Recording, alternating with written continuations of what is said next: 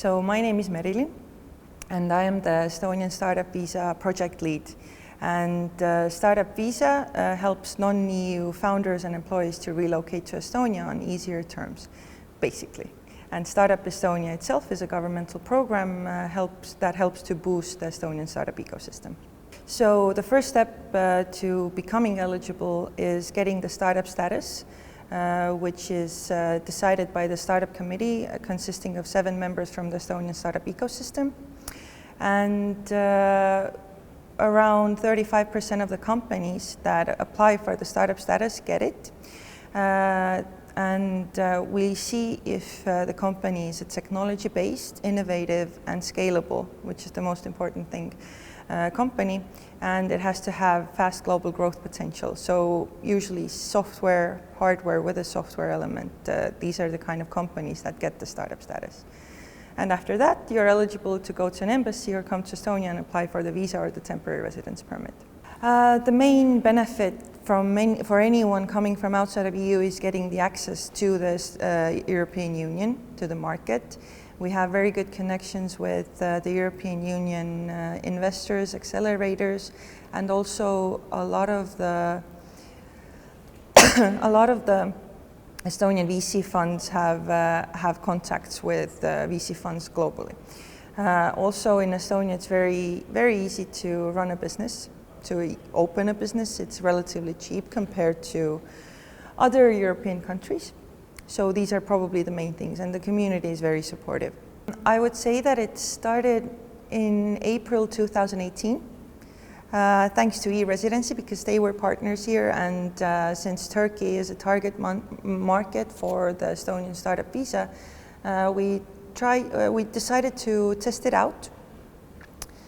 And yeah, now we're here for the second time in Startup Istanbul. We've been to Startup Turkey, and this year we've collaborated with Etto, whom we've done pitch sessions in Ankara, in Izmir, found some really great startups. So it's just a very good partner who would help us get closer to the Turkish startup ecosystem. So there have been some startups who have applied for the startup status and yes, have gotten the startup visa. Of course, a lot of the information after the startup status is migration related, so we don't have the full details, but we are actually bringing one of the teams from Startup Turkey this year to Startup Week Tallinn as a prize. So we're just, first of all, trying to make them knowledgeable about what Estonia has to offer. And then, yeah, it does take a little bit of time for people to decide about the startup visa and relocating, but we do see that it has helped us a lot. So what makes Startup Istanbul and Startup Turkey special amongst other events that I go to is that others, which is also a good thing, it's just different.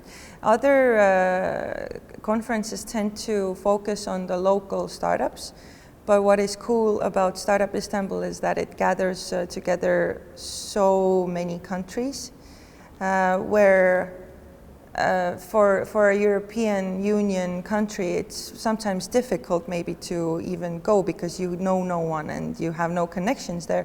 So it's really cool. Like Istanbul itself is a connection between the East and the West.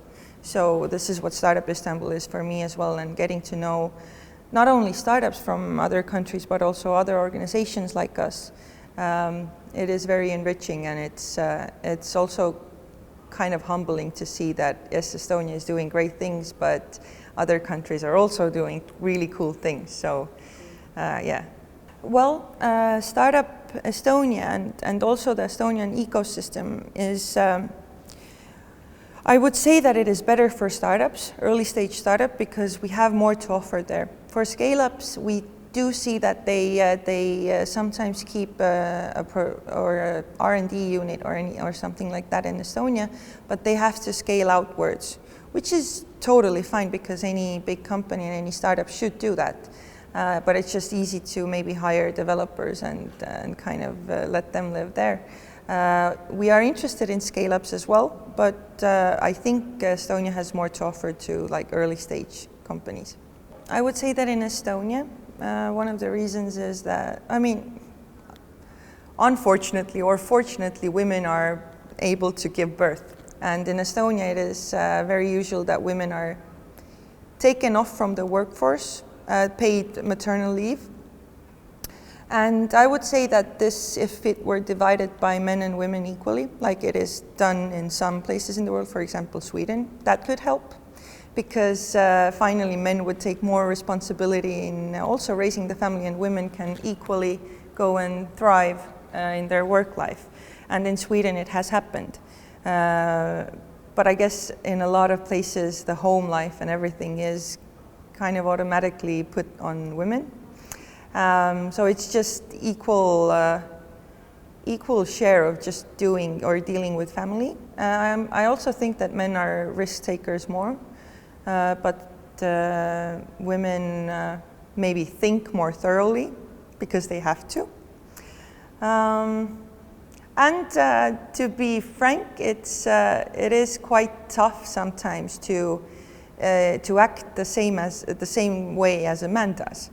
Because for a woman it is seen as a bad thing, but for a man, if you're arrogant, it's a strength. So I think it's a matter of perceptions about those roles, and it just with generations I can see that it is changing, but I think everyone should kind of just be knowledgeable about it and don't have that stigmas in them. I'm sure we will, yes, we will continue the collaboration between Startup Istanbul and Startup Estonia.